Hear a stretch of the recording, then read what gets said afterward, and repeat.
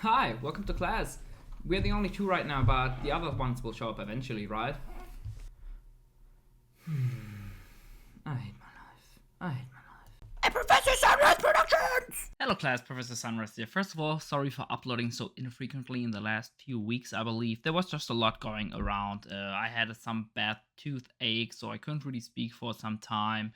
I just got a dog, so I love to spend time with him over playing Yu-Gi-Oh! Because also the meta is kind of stale right now, and it was basically off-season, and it basically just started that I got interested in playing more Yu-Gi-Oh! Than just going to locals every week. So we will definitely be getting into way more content now that actually a YCS got announced and the new season is basically starting. Of course, regionals were also announced, but there aren't any really in my area for the foreseeable future. Like I think 2 to 3 weeks it starts here. Anyways, in today's video, we're taking a look at everything for Dragon Link after Age of the Overlord. It released at, I believe, the 19th of October, and there are a few cute cards in there which are definitely interesting for Dragon Link. So in this video, we'll be taking a look at those. And without further ado, don't forget to seal pass on the subscribe button, leave some feedback down in the comment section below, and let's get right into the video. So this will be a very quick overview of what we will be looking at. We will be looking at the most relevant cards,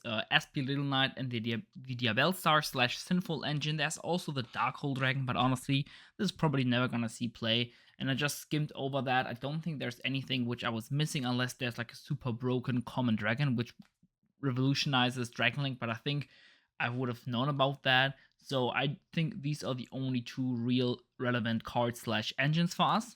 So first we have SP Little Knight. It's a huge boost for Seal plus Masquerena and board. Just because of the SP Little Knight, you get 2 disruptions of the Masquerena and also can save the card in hand. It's very good for Bystial Control in general, or for Dragon Link versions which want to end on just Seal Masquerena. Being a very good endport again. In Dragon Link, it's harder to do because of the extra deck space. Now with all of the good synchro 10s, it's really hard to fit Masquerena plus an SP Little Knight in there because a lot of the other stuff is just way more better, and you have very good options for the extra, for the endport anyways, in Seal, Borderland, Savage, Dissipator, Baron. You have also very good options for especially Bystial Control. This is a very good boost for the end board, and it makes those games where you have like a lot of gas in the hand and not so much non-engine way better, because you have a better way to turn your gas into actual disruption against the opponent thanks to SP Little Knight. It's also not a bad card in general playing into boards for control deck. You do lose the battle phase. You will take a look at the card later, but you lose the battle phase, but that doesn't really matter if you can just outgrind the opponent. You don't necessarily have to go for game once you use it, and it's just a really solid disruption tool into the opponent's board, but also when the opponent plays into you with the Masquerena. And then more importantly, we have Diabellstarr. It's a very interesting extender because just of one card, so you have the 3 searchers, and Diabellstarr does something similar but not quite as good. You get the graveyard setup for Bystials because you can have to send 1 card from hand or field to the graveyard. You get a dragon on the board, plus you get to cycle through 1 card and get to draw 1. So all of these are really solid. And add to that, you do have some synergy with actually Black Metal Dragon and the new Red Eyes Black Meteor Dragon, I believe its name.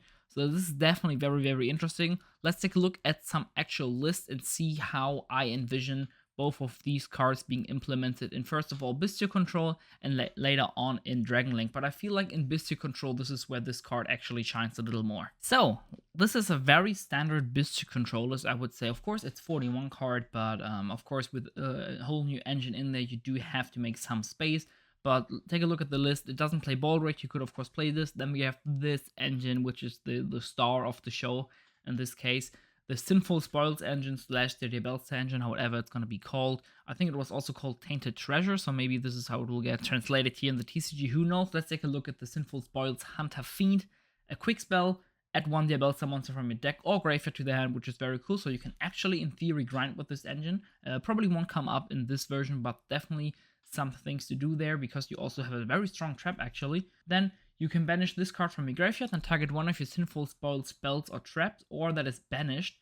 So in graveyard or in banished, and then you can put it at the bottom of the deck, and then you get to draw a card. So it's not only a starter, but also it recycles your resources and gives you a draw, which is really appreciated because Diabellstar the Dark Witch requires you to send one card from your hand or field to the graveyard to special summon it. Then if it's special summoned, you can set one Sinful Spoil spell trap directly from the deck. So that is really solid card already. Then in the opponent's turn, if this card is sent from the field or hand to the graveyard, you can special summon it. I believe if this card is sent from hand or field to the graveyard, you can send one card from your hand or field to the graveyard and then special summon it. That's really solid. The go-to search target or the set target for Diabellstar is gonna be the original Sinful Spoil Snake Eye. You can send one other face-up card you control to the graveyard, special summon one level 1 fire monster from your hand or deck. That's really solid because we can then just summon a dragon out of the deck, which is really solid. It is not a dark, but that's okay because we get the Diabellstar into the graveyard anyways, so we still have our graveyard set up for the Bystials, even if we didn't send like any dark or light monsters with the Diabellstar summon. So that's really solid. Already get a draw plus a dragon on the board and didn't use a normal summon. And then we have the additional effect, which is probably not gonna come up too often, but you have the ability to, I think, where is it here? You can banish this card from the graveyard and target one Snake Eye or Diabellstar monster in your graveyard. Add one level 1 fire monster from your deck to your hand, then place the targeted monster on the bottom of the deck.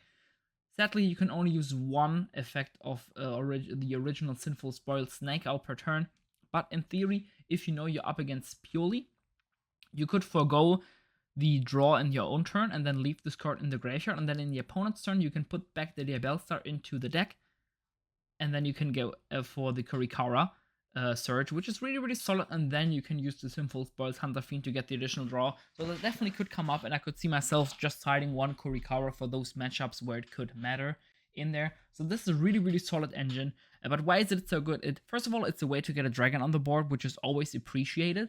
But more importantly, it is a way to get a dragon on the board without using your normal summon, which the deck, especially Bystial Control, just struggled so hard with.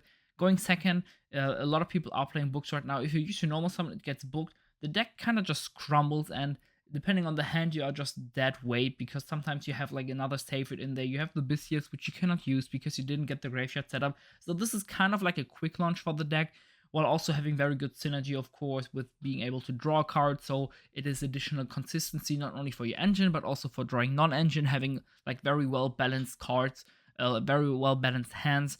Is always really appreciated. I believe this could put Bystial Control back into the driver's seat for what is the better Dragon Link or like Dragon deck in general. Of course, there's probably gonna be a banners until then, and I believe the more Bystial / Dragon hits there will be, probably Dragon Link will just be better because of the way the deck works. It being able to send basically any dragon at once with Ravine. It's just better to play a version like that at this point. Of course, you can also put in Ravine into this deck, but at this point, I think just playing the Dragon Link deck is just better, especially because you want your quick launch type effects. Of course, you could forgo the complete Rocket engine. For example, if Striker gets banned or if Borderland gets banned, and they can just put in this. And then you also have like 3 quick launch type effects that it could definitely come up. Right now, I don't think this is the craziest and the auto include in a Dragon Link, but depending on the ban list, this could definitely be very good. Taking a look at the dragon which we'll be summoning, there are only 2 dragons. And this is the one we are playing, God Dragon Prometheus. It's a level 1. The effect on field doesn't really matter, but if a normal monster is sent to your graveyard while this card is in the graveyard, except during the damage step, you can special summon this card, but banish it when it leaves the field. So it actually does have an effect which could come up in Dragon Link, and that is because of Black Metal Dragon being able to search Red Eyes Black Metal Meteor Dragon, and then being able to send the driver from the deck, and then actually reviving the God Dragon Prometheus.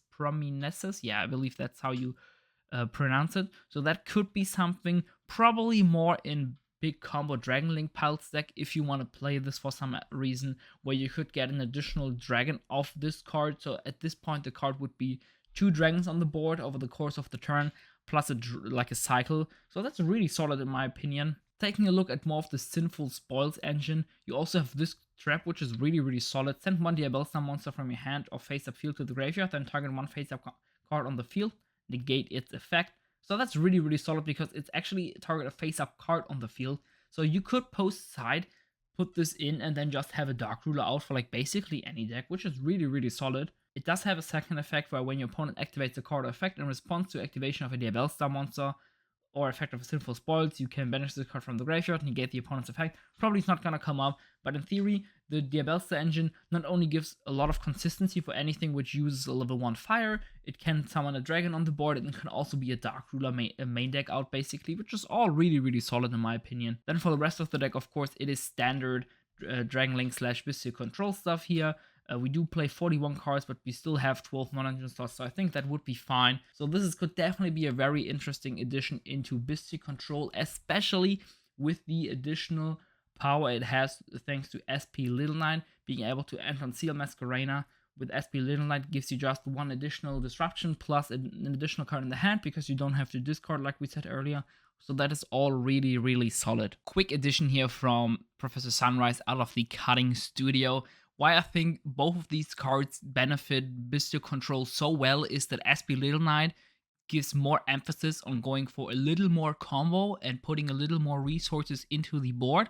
And the Diabellstar engine really helps with putting more resources into the board because it gives you that additional extender the deck lacked, while also being a draw, being a way to play going second when your normal summon gets stopped, and overall just being a consistency tool of putting a dragon onto the board and a dark into the graveyard. So with all of these things being the consistency, being the way to play into boards, and also helping the playstyle which is wants to go for even more, being just slightly more investment into the board, I think that could be a very, very good thing for Bystial Control. You could also put this in a monstrosity of a deck and play like 60 card Dragon Link. If you take a look at this, it's probably trying to do too much just because I already had like a very solid working 60 card Dragon Link list. Right now I'm playing 15 and I think I had 19. And I also wasn't playing the Gamma package because I don't think it is all too crazy, but there's definitely just something there with the Diabellstar cards in my opinion. And in the 60 card version, you of course have the added benefit of going for the black metal with the Red Eyes Black Meteor Dragon. You could also play 1-for-1. Depending on the ban list, I believe there will be a lot of cards which you could cut, which you want to include just because Magnamut gets to 1, Lubellian gets to 1. Probably wouldn't want to play 60 card if that happens, but these are just some options which there are available. And then depending, like I said, on the ban list, I just want you guys, and also for me, to have all of the options available to you. So once the ban list gets released, we know what we want to do with our Dragon Links. Do we want to go for Bystial Control again? Do we want to go for Dragon Link and play the Diabellstar engine because the rockets got hit? You know it, you name it. All of these options will be available to us once Age of the Overlord has released after YCS Dortmund at the 19th of October here in Europe, and I believe 20th October in NA.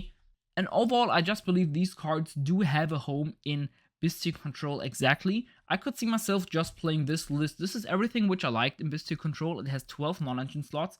It has the Chaos Emperor Dragon to outgrind basically any deck. The only thing which I am missing here is the Baldrake, I believe. Could be a nice addition, but depending on the meta, it might even not be necessary. Here we do have 11 non-engine slots, so I think it would be 42 cards with 12 non-engine slots, but still, that's definitely fine. If this will be the go-to version post Age of the Overlord for Dragons is probably decided by the ban list, but I believe Bystial Control with Sinful Spoils engine is definitely a very good contender, not only because of the Sinful Spoils engine, but also because of SP Little Knight and Seal Masquerena just being a house of an end board, and arguably could be just as strong as all of the Dragon Link end boards which are currently available. But like I said, the ban list will probably decide on that what is better. I hope you guys enjoyed today's class. Class is dismissed. You guys are free to leave. Professor Sunreis out.